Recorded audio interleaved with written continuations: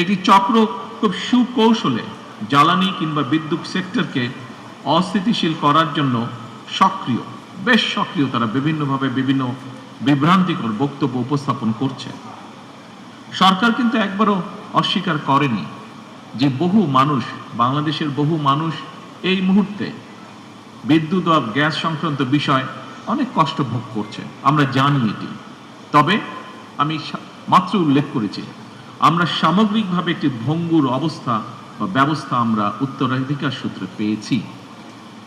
Gas বা জ্বালানি বা পেট্রোল সামগ্রিকভাবে জ্বালানি খাতে যেই অপরিকল্পিতভাবে প্ল্যান প্রোগ্রামগুলো গ্রহণ করা হয়েছিল, অথবা বিগত দিনগুলোতে কোনো নির্দিষ্ট মহলকে সুবিধা পাইয়ে দেওয়ার জন্য যে সকল নীতি গ্রহণ করা হয়েছিল, তার খেসারত সমগ্র দেশ, দেশের মানুষ এবং বর্তমান সরকারকে বহন করতে হচ্ছে। সেজন্যই আমরা এর মধ্যে কাজ শুরু করেছি।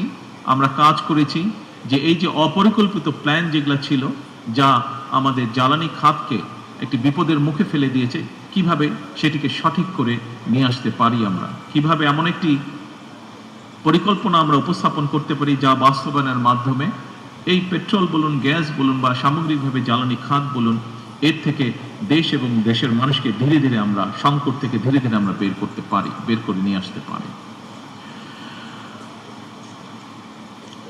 সম্মানিত উপস্থিতিবৃন্দ, সরকার শিক্ষা, স্বাস্থ্য, জ্বালানি সহ প্রতিটি সেক্টরকে স্বয়ংসম্পূর্ণ এবং স্বনির্ভর করতে বাস্তবমুখী পরিকল্পনা গ্রহণ এবং তা বাস্তবায়নের কাজ এরই ভিতরে শুরু করেছে। বাংলাদেশের স্বাস্থ্য এবং চিকিৎসা ব্যবস্থাকে আধুনিক করতে এবং স্বয়ংসম্পূর্ণ করতে সরকার ইতিমধ্যেই প্রথমবারের মতন স্বাস্থ্য খাতে দ্বিতীয় সর্বোচ্চ বাজেটকেও বরাদ্দ করেছে। তবে অবশ্যই এখানে শুধু সরকার না, সরকারের পাশাপাশি সরকারের সাথে সমগ্র বাংলাদেশে আপনারা যা চিকিৎসক আছেন, সেটি উপজেলা পর্যায়ে হোক, জেলা পর্যায়ে হোক, ঢাকা বা বিভাগ যে কোনো পর্যায়ে হোক না কেন, সকল চিকিৎসককে, সরকারি বেসরকারি সকল চিকিৎসক বৃন্দ আপনাদেরকেও এগিয়ে আসতে হবে। আপনাদের সহযোগিতা, সমর্থন, সাহায্য ছাড়া অবশ্যই সরকারের পক্ষে এগুলোকে বাস্তবায়ন করা সম্ভব হবে না। আমাদের সকলের মিলিত প্রচেষ্টার মাধ্যমে যে জিডিপির যে 5% আমরা নিয়ে যেতে চাচ্ছি স্বাস্থ্য খাতে, এটিকে যদি সঠিকভাবে প্রয়োগ করতে হয়, এর মাধ্যমে যদি দেশ এবং মানুষকে বেনিফিট দিতে হয়, তাহলে অবশ্যই আমাদের সকলকে একসাথে কাজ করতে হবে। উপস্থিত চিকিৎসকবৃন্দ, সম্মানিত অতিথিবৃন্দ, সকল উপস্থিতিবৃন্দ, আমি জানি দায়িত্ব পালন করতে গিয়ে আপনাদেরকে নানা সীমাবদ্ধতার মুখোমুখি হতে হয়।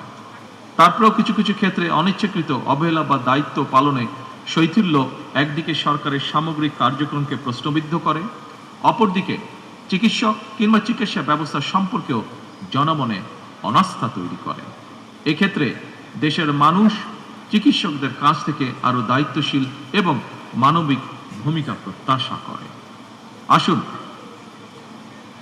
প্রিয় চিকিৎসক বৃন্দ, সম্মানিত সকল উপস্থিতিবৃন্দ, আসুন আমরা সকলে মিলে এমন একটি চিকিৎসা বান্ধব বাংলাদেশ গড়ে তুলি, যেখানে দেশের প্রতিটি মানুষ মানসম্মত স্বাস্থ্য সেবা পাবে এবং উন্নত চিকিৎসার জন্য বিদেশমুখী হবে না আর, ইনশাআল্লাহ। এই প্রত্যাশা করে এবং ড্যাবের সাফল্য কামনা করে আমার বক্তব্য শেষ করছি। আল্লাহ হাফেজ। বাংলাদেশ জিন্দাবাদ।